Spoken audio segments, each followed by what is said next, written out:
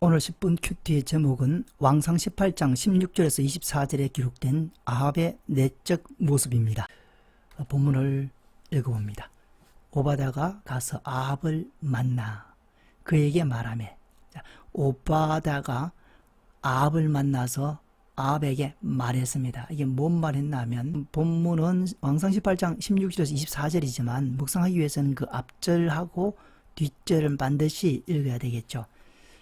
그래서 오바댜가 무슨 말을 했나 하면, 엘리야가 어디에 있다, 엘리야가 있는 장소를 아합에게 말한 겁니다. 그 전에 또 읽으면 오바댜가 엘리야가 있는 장소를 아합에게 말하는 것을 두려워했죠. 지금 아합이 엘리야를 잡으려고 눈을 붉히고 있는데, 오바댜가 엘리야가 여기 있습니다 라고 얘기했을 때 아합이 가보면 엘리야는 그 장소에 없거든요. 엘리야는 동해 번쩍 서해 번쩍한 사람이라 엘리야가 엘리야를 봤다고 해서 얘기할 수 있는 건 아닙니다. 그런데 오바댜가 얘기할 수 있었던 것은, 엘리야가 얘기하죠. 내가 어디 가지 않을 거다, 반드시 있을 거다, 내가 있는 장소를 아합한테 얘기하라 해서 오바댜가 아합을 만나 이제 말하게 된 겁니다. 자, 이제 만났을 때 아합이 엘리야를 만나러 가다가 엘리야를 볼 때 이제 만났겠죠. 아합이 엘리야를 만났습니다. 근데 무슨 말을 했나 하면, 그에게 이르되, 엘리야에게 이르되, 이스라엘을 괴롭게 하는 자여 너냐? 그렇게 말하니까 그가, 엘리야가 대답하되, 내가 이스라엘을 괴롭게 한 것이 아니라 당신과 당신의 아버지 집이 괴롭게 하였으니, 당신과 당신의 아버지 집이 이스라엘을 괴롭게 하였으니, 이는 여호와의 명령을 버렸고 당신의 바알들을 따랐기 때문에, 당신과 당신의 아버지가 여호와의 명령을 버렸고 바알들을 따랐기 때문에 하나님이 이스라엘을 괴롭게 한 것이다 얘기한 거죠. 엘리야가 괴롭게 한 것이 아니고. 그럼 이스라엘을 괴롭게 한 게 뭐냐 물으면, 가뭄이죠. 가뭄. 이스라엘 전 지역에 가뭄이 나온 것을 아합은 엘리야 때문이라고 생각했고, 그러나 사실은 그것은 아합과 아합의 아버지가 여호와의 명령을 버리고 바알들을 따랐기 때문입니다. 그래서 그것을 엘리야가 말했죠. 그리고 이제 19절에 이제 엘리야가 계속 말합니다. 그런즉 사람을 보내 온 이스라엘과 이세벨의 상에서 먹는 바알 선지자 450명과 이세벨 선지자 400명을 갈멜산으로 모아 내게로 나오게 하소서. 누가 참신이냐 이제 대결을 하려고 하는 거죠. 그래서 아합이, 이 대결을 시작한 사람은 엘리야다, 그렇게 기억하고 넘어가면 되겠죠. 아합이 이에 이스라엘 모든 자손에게로 사람을 보내 선지자들을 갈멜산으로 모으니라. 엘리야가 모든 백성에게 가까이 나아가 이르되, 너희가 어느 때까지 둘 사이에 머뭇하려느냐? 여호와가 만일 하나님이면 그를 따르고 바알이 만일 하나님이면 그를 따를지니라 하니, 백성이 말 한마디도 대답하지 아니하는지라. 이 백성들도 문제가 많죠.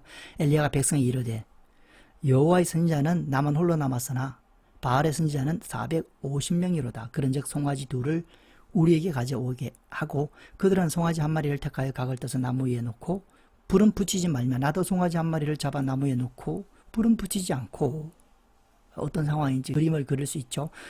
너희는 너희 신의 이름을 부르라. 나는 여호와 이름을 부르니 이에 불로 응답하시는 신, 그가 하나님이니라. 이런 조건을 내세웠습니다. 근데 백성이 다 대답하되, 그 말이 옳다, 그 말이 옳다. 이 백성들이 문제가 많죠. 오늘은 지금 아합을 봐야 될 입장이니까. 자, 등장인물이 몇 명이 나옵니다. 오바댜, 아합, 엘리야, 바알 선지자, 백성, 꽤 많이 등장하죠. 그리고 여호와, 하나님은 여기서 간접적으로 등장하지만 또 등장 안 할 때도 계시죠. 또 직접 등장할 때도 계시고, 직접 등장하나, 지금처럼 간접적으로 등장하나, 또 등장하지 아니하신다 할지라도 늘 하나님은 함께 하신다라고 생각하고 하나님 입장에서 성경을 묵상할 수가 있습니다. 왜냐하면 여호와 하나님은 말하지 않고 행동하지 않으시더라도 늘 무소부지하시니까 늘 계시죠. 그래서 여호와 하나님은 늘 묵상할 수 있다는 말씀을 드렸고, 여러 인물 중에 아합의 입장에서 보고 아합의 내면을 살펴보고자 하는 거죠. 사실 아합의 내면이 여기밖에 없는 건 아니고 다른 구절에도 많이 등장하죠. 아합은 불신앙인 사람이죠. 불신앙의 어떤 내적인 모습들을 살펴볼 수가 있습니다. 그래서 본문을 통해서 본문 안에 있는 아합의 내적인 모습을 묵상하고자 합니다. 아합을 선택했고 아합의 말과 행동을 먼저 기록하죠. 엘리야를 만나 말합니다. 이스라엘을 괴롭게 하지 않느냐. 배경은 오바다가 소개해줘서 그렇게 됐고, 두 번째 말과 행동은 아합이 바알 선지자와 아세라 선지자들을 갈멜산으로 모았습니다. 배경은 뭐냐? 엘리야가 말한 거죠. 두 가지 얘기를 한 겁니다.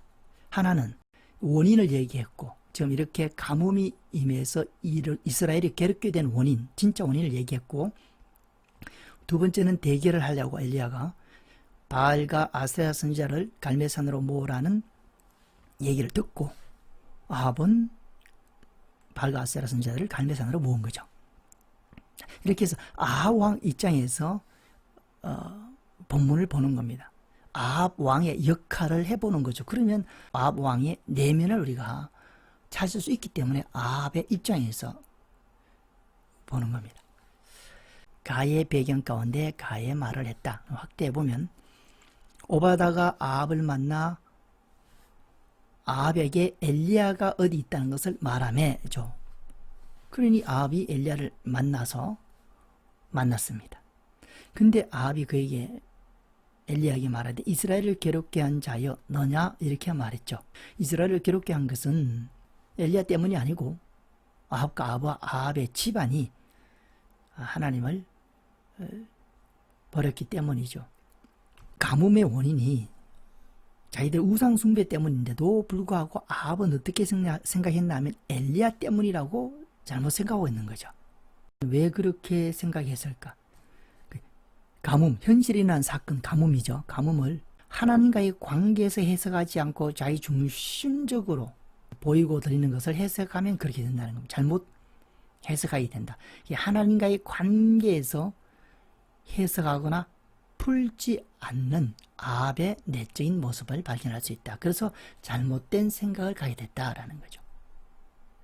왕상 17장 1절에 아까 말한 것처럼 엘리야가 수년 동안 비도 이슬도 있지 아니하리라 라고 얘기했기 때문에 가뭄이 맺구나 이렇게 단순하게 생각한 거죠.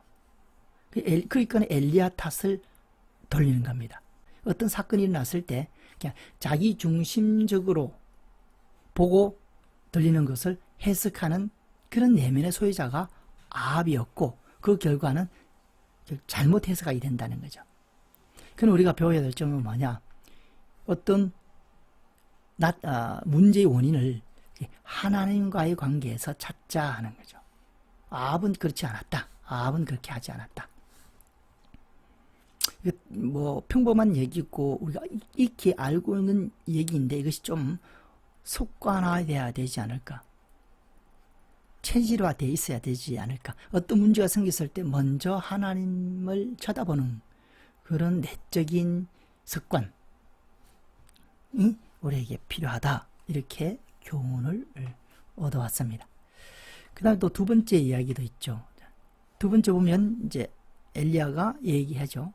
이유를 얘기했고 또 바알과 아세라 선지자들을 모으라라고 했을 때 아합이 모았어요. 아합이 모았습니다. 지금 누가 참신인지 증명하려고 지금 이렇게 하는데 아합은 하나님을 참신으로 믿지 않고 있기 때문에 한번 보자라는 심보죠.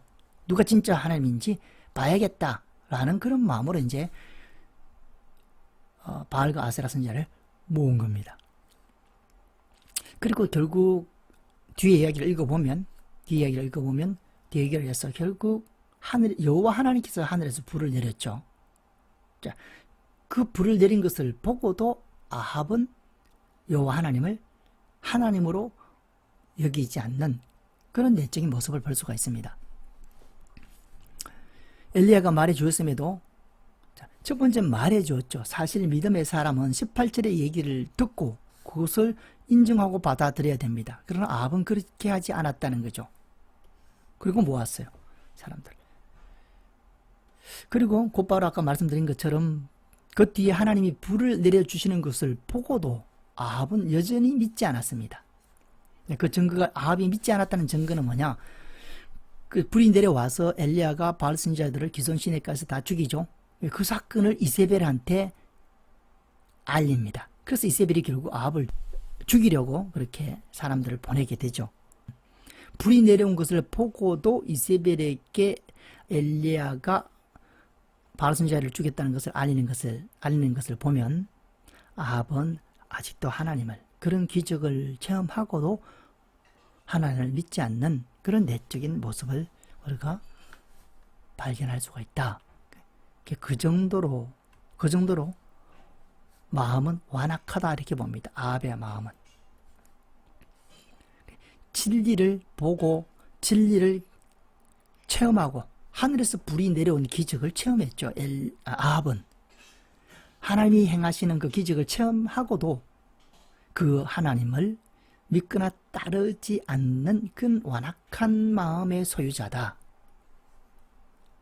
그래서 아합의 내적인 모습이다. 맞죠? 그래서 적용을 해보면 홍나의 내면의 이런 모습이 아닌가.